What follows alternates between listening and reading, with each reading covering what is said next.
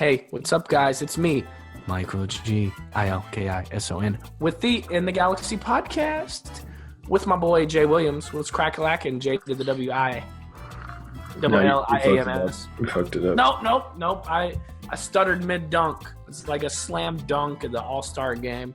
Man, we've been going hard on this podcast game, if you know what I mean. Want a girl from the country. Want a girl from Kentucky.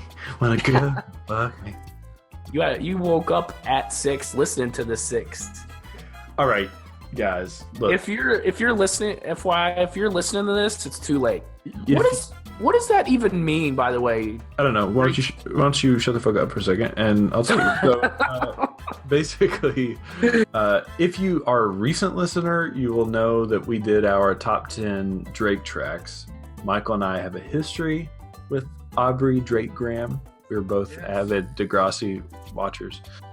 The sixth God blessed us with a present on Thursday, and I remember it was Thursday in the club on a Thursday. I remember it was a Thursday. Actually. Yeah, I know. I made the joke. Yeah. It's actually a terrible song, but the song sucks. Come on. Have you ever went up on a Tuesday while listening to that? No, I haven't. Well, then you can talk when you have. Okay. Because it's great when you're going up on a Tuesday. Proceed. Oh my God. Drake dropped a new album. Well, it's a mixtape, but yeah. So I text Michael. Michael's a little turned up. I'm very turned up at that point. My homie's down from Long Beach, and we're up in the Bay kicking it, like going hard. And I get this text from Jay being like, Drake dropped his new album. And I'm drunk as shit. Up with my boys. And I'm just like, what? He read it and it was too late. I know. I was reading it and it was too late. And I got it. I was like, oh, I get it. If you're reading this, it's too late. But then I sobered up and I don't get it. Like, what is the deal with the name? FYI, you might be sounding like a robot right now. It's essentially the first really big hip-hop record of the year. This is coming off of I don't know if you agree with this or not, Michael, but this is coming off of a 2014 where I don't think it was the strongest year for hip-hop. We were waiting on a lot of records. So we were waiting on the new Drake, waiting on the new Kanye, waiting on the new Kendrick Lamar. And where is Lil Wayne? I mean, I know he's doing Scissor up in the Hollywood Hills, but come on, Weezy, you got to drop something on us. Let's get into it. So this isn't a review, or maybe it is. Maybe we're kind of doing it. But what do you think of this, man? I mean, it's a mixtape. First of all, I love it. He goes hard on every single track. I mean, this is Drake going full hard. If you thought he was going hard in Worst Behavior, you better watch out when you're listening to Legend. He says, I was running through the 6 with my boom. And then every beat just fucking hits hard, like rock hard. Like I've said before on our reviews and our top 10, that it's the Drake and 40 show. You know what I'm saying? Like you're like, whoa, these guys work great as a team and they're always going to be a team and they work well together. Sometimes I personally felt that 40's production and his beats overshadows some of what Drake does. He's almost like a driver driving a finely tuned car. You know what I'm saying? Like the car is performing and he's the driver. But I think the beats showcase, man. They really, really showcase Drake in this record.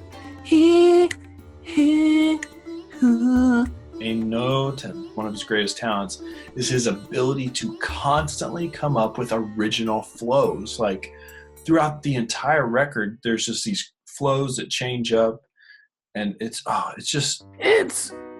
I cannot figure out his flows. Let me just say this. We all have favorite songs, or at least for me, I've got favorite rap songs, and then I'm like, all right, I'm going to try and memorize this song so I can sing along with it.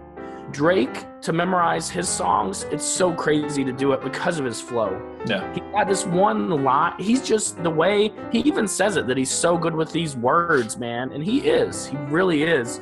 I've never seen anybody do what he does with words. If something doesn't rhyme, it doesn't matter. He just waits and then comes in the beat that he needs to come into.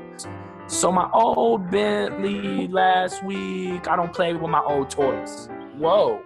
And that brings me on the next point. He was cocky as fuck on this album. Yeah. I have never seen. He makes Kanye West look like a humble school child. If I die tomorrow, I'm a motherfucking legend. I don't know how much harder you can get than that. So first of all, I just gotta say this. Legend, oh my God, what a fucking amazing opening track. The realest line of this whole album is, I got bitches in the condo asking the code for the Wi-Fi. Because, I mean, like, rappers are all just like, yeah, we popping bottles.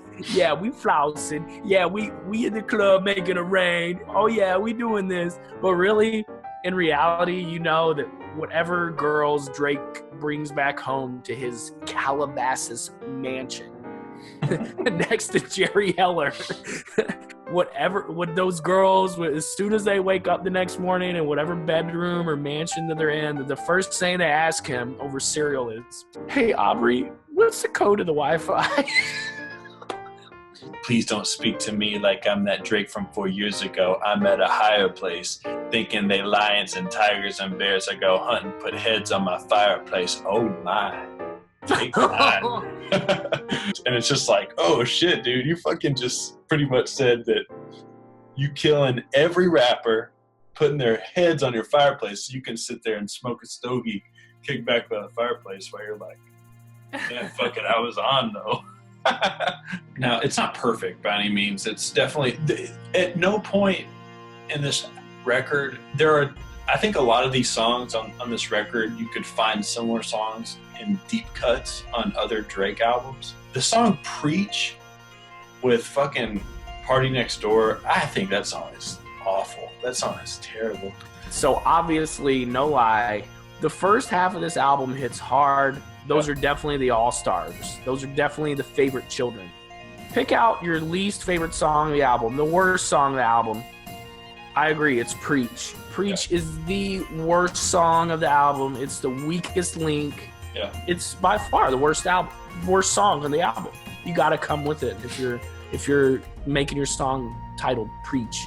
Big Quint is straight up legit. Like, I'll be honest, I'll be real. I've got better things to do than to watch shit on YouTube. Like, that's the last thing I want to do is watch YouTube people.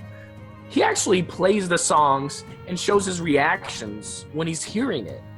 And I'm just like, oh my God, Big Quint, you totally got this shit. And he'll like get up and dance to it and he'll groove. He'll be like, ooh, listen to that. And be like, oh my gosh, this bagel. But this bagel with cream cheese, blueberry cream cheese. Yeah, he has a snack time. I need a break. He has snack time in the middle of his album. It's the greatest thing. Oh, mate, we can't do it because we got to have the license to play it. So the thing about Kanye that always frustrates me, and they were getting mad at him for doing all these different things, like on Yeezus, it's really abrasive, and it was weird. It wasn't like typical hip hop and Kanye. It's not like Kanye just decides one day to do a whole record in auto-tune and he's just not good at rapping anymore. He put out Watch the Throne, in my opinion, and I'm not a hip hop head at all, is one of the greatest hip hop records I've ever heard in my entire life.